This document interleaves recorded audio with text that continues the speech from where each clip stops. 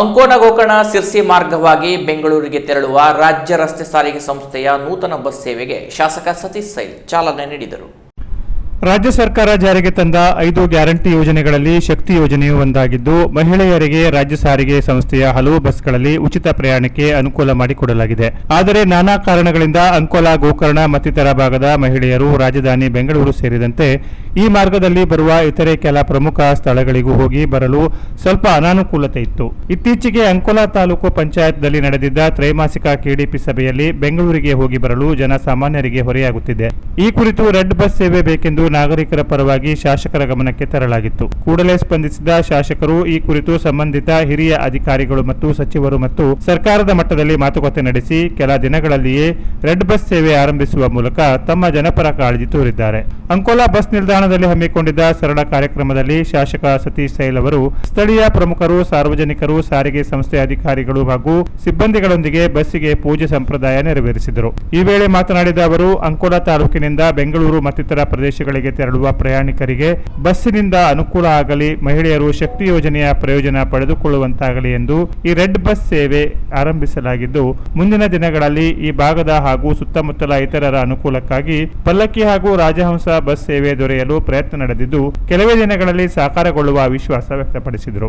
ಮಾನ್ಯ ಡಿ.ಕೆ. ಶಿವಕುಮಾರ್ ಅವರು ಮತ್ತು ರಾಮಲಿಂಗಾರೆಡ್ಡಿ ಅವರು ಮತ್ತು ನಮ್ಮ Sirsi depot managers and Karwar Ankola depot manager ಇವರಿಗೆಲ್ಲರಿಗೂ ನಾವೊಂದು ಮೀಟಿಂಗ್ನಲ್ಲಿ ಒಂದು ಕ್ಲಿಯರ್ ಕಟ್ ಹೇಳಿದ್ವಿ. ಏನಂತ ಹೇಳಿದ್ರೆ, ನಮಗೆ ಬೆಂಗಳೂರು ಬಸ್ ಬೇಕಂತ.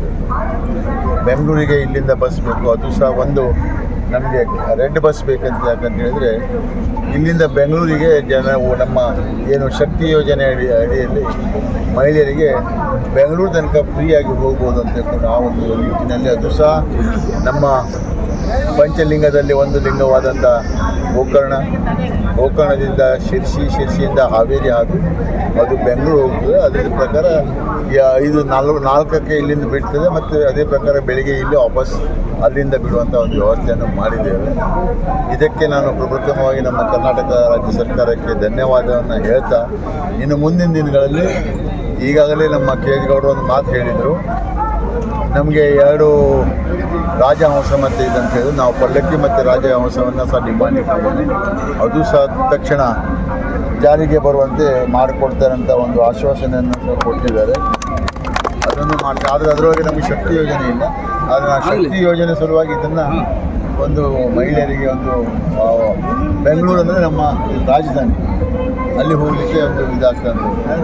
ಮತ್ತು ಇವತ್ತು ನಾವು ಒಂದು ಮಾತು ಹೇಳ್ತೇನೆ, 2018ರಿಂದ 2023ರವರೆಗೆ ಯಾವುದಾದ್ರೂ ಈ ಒಂದು ಡಿಪೋ ಒಂದು ಬಸ್ ಕೊಟ್ಟಿದ್ರೆ ಅವ್ರಿಗೆ ಹೇಳಿ.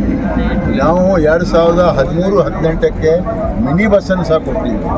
ಮಂಜುಗುಣಿ ಅಂತ ಒಂದು ಸಣ್ಣ ಕುಗ್ರಾಮದಲ್ಲಿ ಹೋಗುವಾಗ ಬಸ್ಗಳಿಗೆ. ಅಂಕೋಲ ಘಟಕ ವ್ಯವಸ್ಥಾಪಕಿ ಚೈತನ್ಯ ಅಗಳಗಟ್ಟಿ ಮಾತನಾಡಿ, ಸ್ಥಳೀಯ ಘಟಕದ ಸಂಚಾರ ಮಾಹಿತಿ ನೂತನ ಬಸ್ ಸೇವೆಯ ಹಿಂದಿನ ಶಾಸಕರ ಸೂಚನೆ ಹಾಗೂ ಪ್ರಯತ್ನ ಅಂಕೋಲ, ಗೋಕರ್ಣ, ಶಿರಸಿ, ಹಾವೇರಿ, ದಾವಣಗೆರೆ ಮಾರ್ಗವಾಗಿ ಬೆಂಗಳೂರು ಹೋಗಿ ಬರುವ ಬಸ್ಸಿನ ಸಮಯ ತಿಳಿಸಿದರು.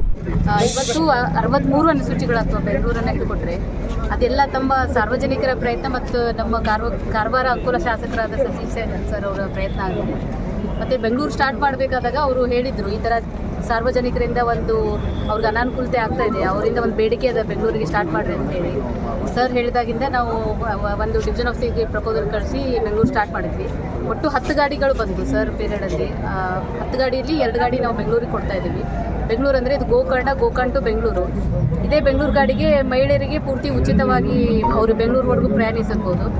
ಪುಟಾಣಿ ಮಕ್ಕಳೊಂದಿಗೆ ರಿಬ್ಬನ್ ಕತ್ತರಿಸಿ ಬಸ್ಸನ್ನೇರಿದ ಶಾಸಕರು ಸಾಂಕೇತಿಕ ಪ್ರಯಾಣ ನಡೆಸಿ ಖುಷಿಪಟ್ಟರು. ಕಾಂಗ್ರೆಸ್ ಪಕ್ಷದ ಹಾಗೂ ಸ್ಥಳೀಯ ಪ್ರಮುಖರು, ಸಾರ್ವಜನಿಕರು ನೂತನ ಸೇವೆ ಆರಂಭವಾಗಿರುವುದಕ್ಕೆ ಸಂತಸ ವ್ಯಕ್ತಪಡಿಸಿದರು. ಅಂಕೋಲ ಸಾರಿಗೆ ಘಟಕದ ಅಧಿಕಾರಿಗಳು, ಸಿಬ್ಬಂದಿಗಳು ಉಪಸ್ಥಿತರಿದ್ದರು. ಮಹಿಳೆಯರು, ಹಿರಿಯ ನಾಗರಿಕರು, ಮಕ್ಕಳು, ವಿಕಲಚೇತನರು, ಜನಸಾಮಾನ್ಯರಿಗೆ ಮತ್ತು ಇತರೆ ಪ್ರಯಾಣಿಕರಿಗೆ ಸಾರಿಗೆ ಸಂಸ್ಥೆ ಸಿಬ್ಬಂದಿಗಳು ಮತ್ತಷ್ಟು ಉತ್ತಮ ಸೇವೆ ನೀಡಬೇಕು ಎಂದು ಶಾಸಕರು ಸೂಚಿಸಿ ನೂತನ ಬಸ್ ಪ್ರಯಾಣ ವ್ಯವಸ್ಥೆಗೆ ಶುಭ ಕೋರಿದರು. ಕಾಂಗ್ರೆಸ್ ಪಕ್ಷದ ಮಹಿಳಾ ಘಟಕದ ಜಿಲ್ಲಾಧ್ಯಕ್ಷೆ ಸುಜಾತಾ ಗಾಂವ್ಕರ್ ಸೇರಿದಂತೆ ಪಕ್ಷದ ಹಿರಿಕಿರಿಯ ಮುಖಂಡರಿದ್ದರು. Canara press news, Ankola.